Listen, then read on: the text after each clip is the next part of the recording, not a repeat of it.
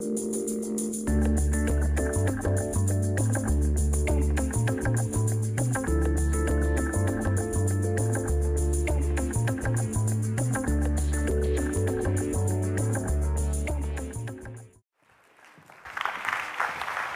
morning. My Twitter name is Marietje D66, and D66 stands for Democrat 66, which was established as a democratic reform party in the year 1966. What kind of a year was that? It was the year in which President Johnson signed the Freedom of Information Act. It was the year of the Vietnam War, and it was a year in which military coups took place in no less than 7 countries. It was also in the middle of the Cold War, in which the world seemed conveniently divided between the free world and the oppressed rest of the world. And when we look at the discussions or listen to the rhetoric around the internet freedom debate, it almost seems as though the world is still divided between the free world and repressive regimes, which use technologies to oppress people and who we have to convince that they should be more respectful of internet freedom. But I am very cautious to say that we actually represent the free world in this respect. I think we don't have our own house in order in Europe and in the United States these days, and it really compromises our credibility to speak to internet freedom in the rest of the world. There's a constant compromise, it's been mentioned by some of the previous speakers, between economic benefits and people's fundamental rights and freedoms. I'm going to go through a small selection because to go over everything would be way too much. There are now deep packet inspections into people's information and exchanges of communication to effectively enforce the breaching of net neutrality. There is an increased push for intermediary liability, and lawful interception can easily be invoked when you're a football player in the UK and you don't want people to know who you've had an affair with. There's a growing list or a slippery slope of what is considered undesired content, which started with child pornography, terrorism, hate speech, and now includes intellectual property rights enforcement. And without much judicial oversight, internet service providers are required to monitor what their users do and even block or intervene themselves without a judge interfering. Last week, at the EG8, the French President Sarkozy made a call for more regulation of the internet. Well, the last time we heard about regulation of France, it was in the form of the infamous 3 strikes laws. And the French European Commissioner came out with an intellectual property rights enforcement directive last week, in which the most used words were enforcement and protection. We are lacking a balance in the discussion about cybersecurity, including internet freedom, and we risk repeating the war on terror all over again. While some companies make a plea for the free flow of information as a trade barrier, the accountability and transparency of their own flows of information are unknown to the politicians who are supposed to help them acquire the free flow of information as a trade barrier. And the examples go on. Mika noted the responses to WikiLeaks in the United States, which are troubling, etc., etc.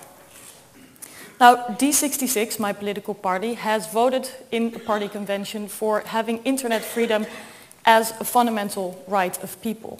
In last week's report by the special representative of the UN, this was actually enforced, and there's an increasing amount of voices sharing that opinion, and I'm very happy about that.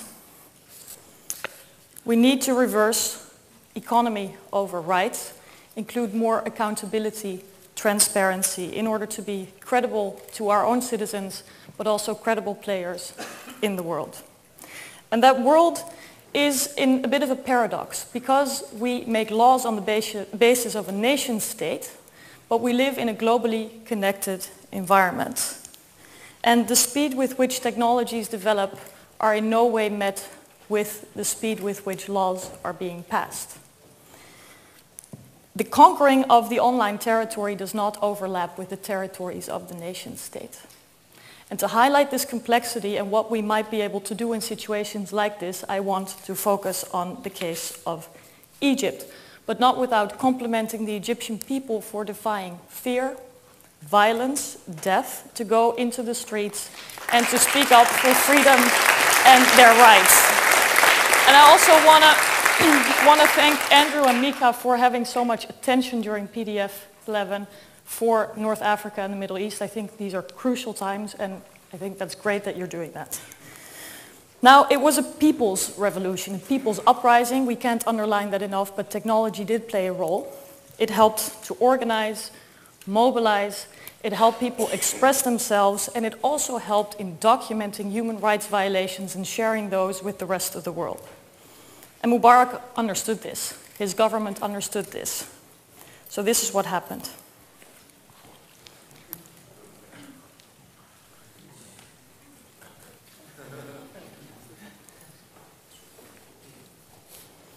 While Egypt was in the dark, Western companies were also forced to shut down their services at the orders of the government.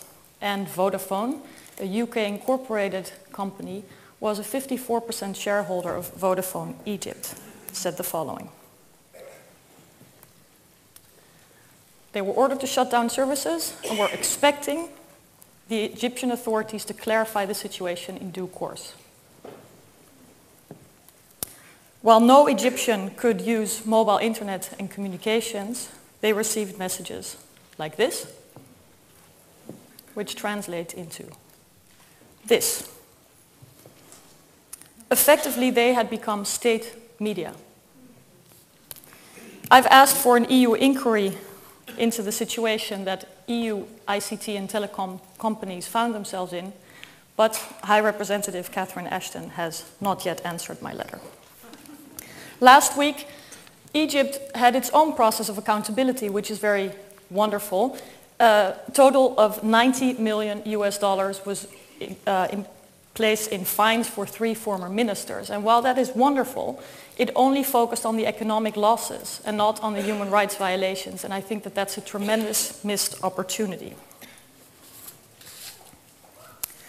Egyptian people think so too. They started a site called IHateVodafoneEgypt.com. And I think we'll see much more of this consumer activism, which can indeed cross borders and encourage politicians to take action.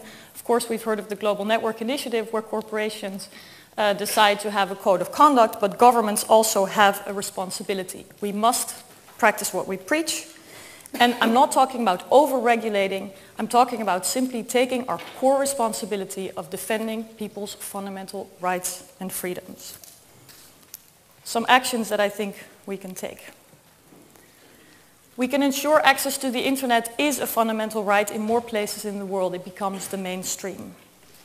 And when we impose weapon embargoes in countries where we think that the government will do nothing else but kill people with the weapons that we may provide them, we should think about which ICT products should be included, because some of these products can hurt human rights all the same. It should simply be mainstreamed in packages of weapon embargoes so that we don't have to discuss these separately over and over again.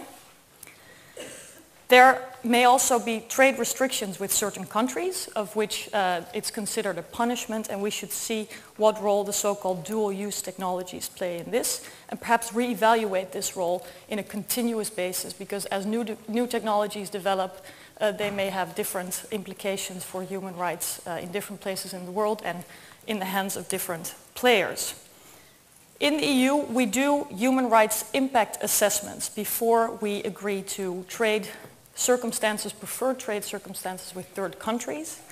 I think we should do human rights impact assessments on ICT in the R&D phase, so that we can already be ahead of the curve in thinking about how human rights might be affected instead of running behind all the time. And we should also look at monitoring what happens in different places where ICT and telecom products that come from Europe actually land and how they play out in the real world. This monitoring, this assessing on the basis of human rights is not developed sufficiently yet. And we must also separate populations from governments and encourage them to use those tools that may help them exercise their fundamental human rights. But what's fundamentally important in all these decisions, whether it's empowering individuals, consumers, people in the West or in other places, is knowledge. And I would like to invite all of you to really help build a knowledge base on the part of decision makers, because lobby is very strong and it's very difficult for people to make well-informed decisions in this difficult environment, but I think it must be the basis of all of our work, and I'm sure you can help with that. I've started a working group in the European Parliament that brings together this knowledge between NGOs, other stakeholders, civil society, companies and decision makers to ensure that there is more transparency and accountability. It's not about technology, but it's about the people. And the internet has changed many things, but let's not get stuck into all the technical parts, but keep in mind that the fundamental rights of people have not changed. And your government is responsible for safeguarding that, and you can hold us accountable for that.